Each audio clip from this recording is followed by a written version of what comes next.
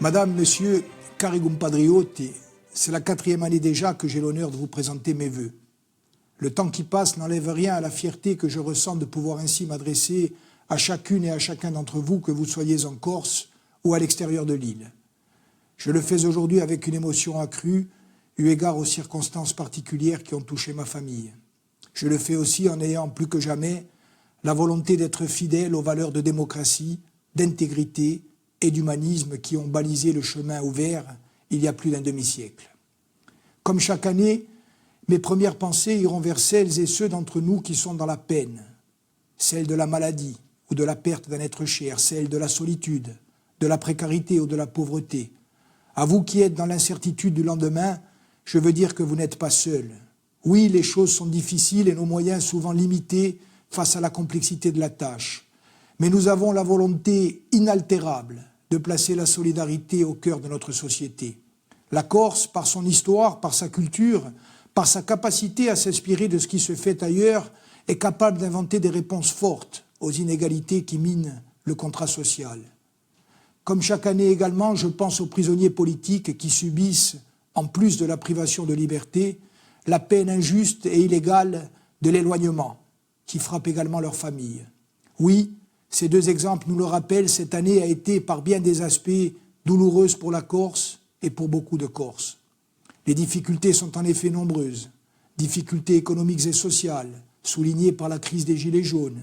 Difficultés institutionnelles, avec l'immense chantier de la construction de la nouvelle collectivité de Corse.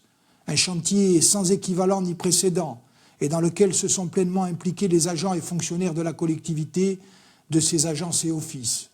Je souhaite leur rendre hommage et leur redire que nous ferons ensemble encore mieux lors de l'année à venir. Difficultés politiques, enfin, avec une année qui aura notamment été celle des occasions manquées dans les rapports entre la Corse et Paris. Toutes les conditions étaient réunies pour la construction d'une solution politique globale et d'un véritable statut d'autonomie. L'État a refusé le dialogue. Nous ferons tout pour que ce qui n'a pas été possible en 2018 le soit en 2019. Une année 2019 qui sera cependant, elle aussi, il faut le dire, une année à haut risque dans le monde, avec une situation internationale inquiétante et des défis majeurs à relever, comme celui du réchauffement climatique, dont les conséquences nous ont frappés durement avec la tempête Adriane, en France et en Europe, avec une crise profonde à laquelle les institutions et les gouvernants peinent à trouver des réponses crédibles, renforçant dans les opinions publiques la défiance ou la colère. Année difficile, enfin, dans notre île, où tant reste à faire dans tous les domaines et pour tous les acteurs. Oui, nous avons des chantiers à engager ou à parfaire, des difficultés à surmonter, des retards à rattraper. Pourtant, je suis certain que nous allons réussir. J'ai confiance dans nos atouts, dans notre jeunesse, dans notre diaspora, dans nos entreprises, dans nos acteurs sociaux et culturels, dans nos forces vives, dans notre intelligence collective. Je crois aussi que nous avons collectivement mûri et progressé dans notre capacité à respecter l'autre dans ses différences, comme dans notre volonté partagée de faire avancer la Corse. Et que, quelle que soit la diversité des opinions politiques, il est désormais évident pour tous qu'il existe un peuple corse, ouvert, généreux, capable d'intégrer celles et ceux qui le souhaitent et de trouver en lui les ressources qui lui permettront d'inventer son chemin vers le bonheur. À cet égard, je sais que les Corses attendent de nous des résultats concrets dans les domaines du quotidien, comme sur des questions qui engagent notre avenir. Le moment est venu d'accélérer notre action, d'en préciser la cohérence d'ensemble, de mieux souligner les priorités qui sont les nôtres. Les semaines passées ont envoyé à cet égard des signaux forts. Préemption à Kawado, action commune à Bruxelles des îles de Méditerranée, progrès du numérique avec l'installation de la fibre dans toute la Corse en 5 ans, abaissement du prix des billets d'avion pour les résidents à partir de 2020, programmation de 79 millions d'euros de travaux pour la rénovation des lycées et collèges. Nous allons renforcer cette dynamique. Dès le mois de janvier, la conférence sociale consacrera ses premiers travaux au prix des carburants et des produits de consommation courante.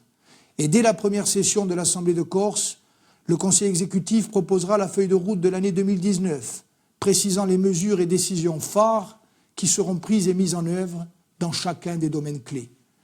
Mais avant cette rentrée chargée, profitons de cette soirée du Nouvel An, de nos familles, de celles et ceux qui nous sont chers et sachons tendre la main à celles et ceux qui, autour de nous, en ont besoin. Cari compatriotti, di cuore vi prego un buon capoanno. Vi dico da una volta quanto so fiero e onorato di vostra confianza. Vi dico da una volta, in nome di Amo Famiglia, quanto siamo stati commossi in quello che ci attocchi dai vostri scritti, dalle vostre parole, dalla vostra presenza. Vi dico da una volta quanto sono sicuro, più che mai, che questo paese da fa si farà in della pace, a democrazia e a libertà. E vi dico infine, con fervore, rispetto e fratellanza, pace e salute per voi e tutti i vostri.